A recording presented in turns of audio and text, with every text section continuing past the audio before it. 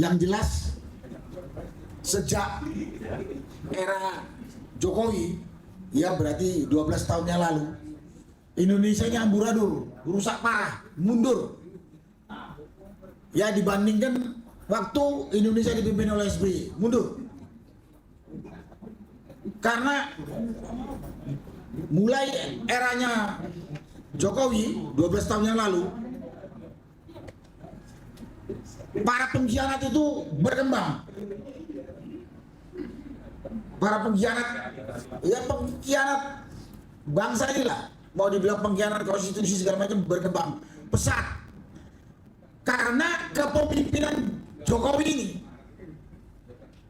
Jadi saya sependapat yang dibilang Pak Marwan tadi, jangan kalau dia sudah, karena dia sudah gak menjabat, dosa dia dibiarkan aja, prioritasnya kepada anaknya. Oh enak banget dia kalau terus ini nanti biar ya sama, kita juga sebentar lagi mati, dibiarkan aja mati, ya kan? Nah, gitu. Jadi sekali lagi, sejak era pemerintahan Jokowi 12 tahun yang lalu atau 10 tahun era Jokowi yang sekarang dilanjutkan oleh Prabowo, kondisi Indonesia ini rusak parah, mundur karena berkembang berkuasanya para pengkhianat, baik yang terutama yang ada di penyelenggara negara. Nah karena itu kalau saya diminta sebagai untuk menutup diskusi ini, saya perlu sampaikan, saya akan menyampaikan begitu banyaknya pengkhianat yang telah merusak di negara kita ini, mau dibilang pengkhianat konstitusi atau pengkhianat bangsa, sudah kasat mata. Sudah kasat mata. Rakyat atau kita harus meminta pertanggungjawaban pada para pengkhianat itu. Terutama sekarang untuk menindak para pengkhianat ini, kita berharap pada pemerintah yang sekarang berkuasa, dalam hal ini Prabowo. Kan nggak perlu kita sampaikan lagi siapa itu. Tadi udah saya katakan, yang merusak ini adalah Jokowi. Yang merusak ini adalah Jokowi. Sampai muncul segala macam yang namanya oligarki hitam atau ya oligarki itu, ya karena kepemimpinan pemerintahan Jokowi. Muncullah sekarang wakil presiden atau wakilnya Prabowo, di samping juga Prabowo berdosa juga ngangkat orang goblok dong ini. Tapi ini juga karena tekanan kekuasaan Jokowi. Ya, dulu saya berharap Prabowo itu oke lah, gandeng Gibran hanya sebagai jalan untuk jadi presiden. Tapi setelah dia jadi presiden, dia harusnya berdiri gagah, tegakkan hukum. Ya maksud saya ya, tangkepin para koruptor, penipu, maling, termasuk pecat itu wakil presiden dia.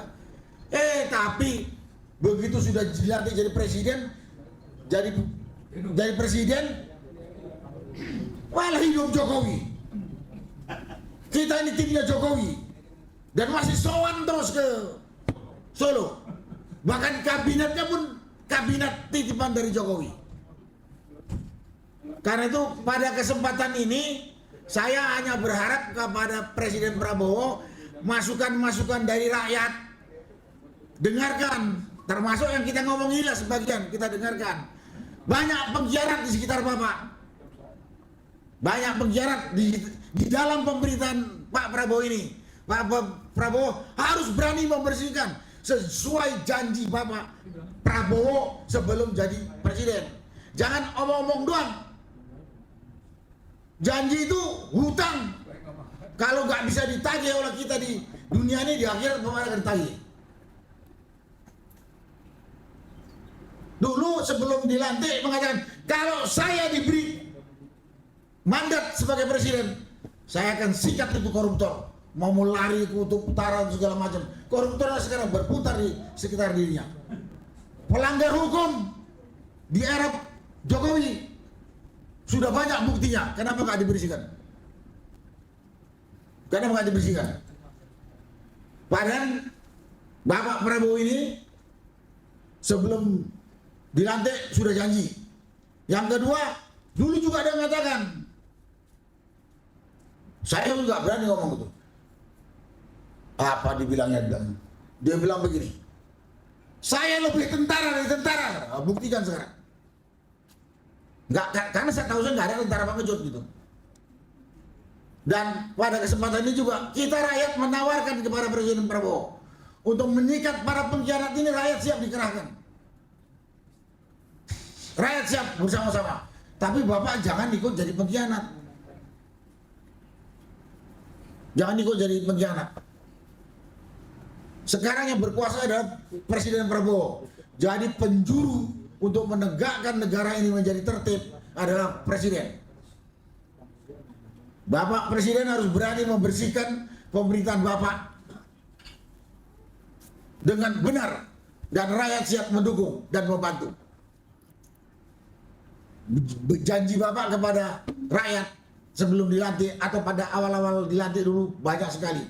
Dari mulai pembersihan, penangkapan para koruptor, penegakan hukum, penegakan keadilan, masalah efisiensi, semua Bapak tabrak. Pada kesempatan ini kami berharap Bapak kembali lagi ingat janji Bapak dan laksanakan, dan rakyat saya yakin akan membantu. Dan kepada saudara-saudara sebangsa setanah air, saya yakin semua sepakat dan mau membantu Presiden kalau Presiden menjalankan apa yang kita minta tadi. Sekali lagi, penegakan hukum itu termasuk nuntut Jokowi yang sudah 10 tahun atau 15 tahun menipu kita dengan ijazahnya. Ini tanggung jawab Presiden. Presiden tinggal bilang kepada, "Hoi Kapolri, usut yang benar secara objektif." Selesai. Karena kita nggak bisa kalau kita nanti yang mengusut atau meminta kepada Jokowi, atau kita yang meminta kepada Gibran untuk turun, nanti dibilang kita anarkis atau kita mau makar lagi. Makanya ini kita kembalikan kepada pemerintah supaya rakyat nggak makar, supaya rakyat juga tidak memakzulkan Bapak atau mengimpit Bapak. Karena ini janji Bapak. Karena ini janji Bapak. Kalau tidak, NKRI ini makin pecah belah, rakyat makin menderita, bahkan mungkin bisa hancur lagi nih. Pak Prabowo ini udah nulis buku Paradok Indonesia. Pikir saya itu dipegang teguh? Enggak. Bapak udah nulis namanya kepemimpinan militer. Ini nggak diterapkan. Nggak diterapkan. Jadi pada kesempatan ini saya nuntut itu kepada Presiden. Semuanya di tangan Presiden kok. Nah, juga gini kepada Presiden Prabowo, Bapak jangan nanti kritik. Kalau Pak Ustadz bilang orang yang nggak mau dikritik itu orang yang nggak punya ilmu. Dia takut kalau ketahuan otaknya itu kosong. Ini ngomong Ustadz Dasar Latif bersebar itu.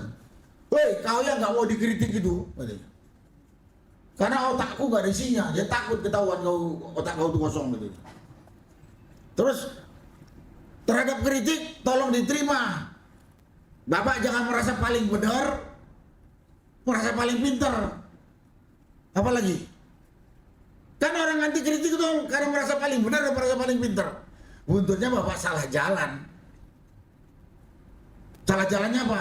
Terpengaruh sama dua iblis yang namanya Trump sama Netanyahu. Ketakutan sama si Trump menandatangani yang namanya agreement on reciprocal trade itu. Coba Bapak tanya kepada pembantu-pembantu Bapak yang baik, yang pintar, pasti mereka akan menolak itu semua. Nah, karena itulah pada kesempatan ini kami menyerahkan, mempercayakan kepada Bapak Presiden Prabowo untuk memperbaiki kondisi bangsa ini secepatnya. Kami rakyat siap membantu, siap menghadapi para pengkhianat kalau melawan.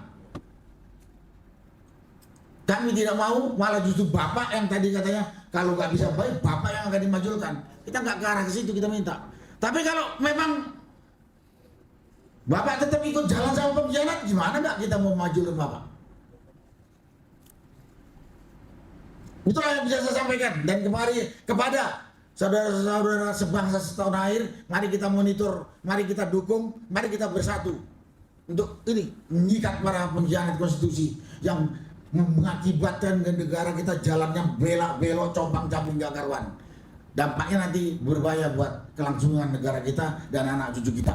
Terima kasih. Wassalamualaikum warahmatullahi wabarakatuh.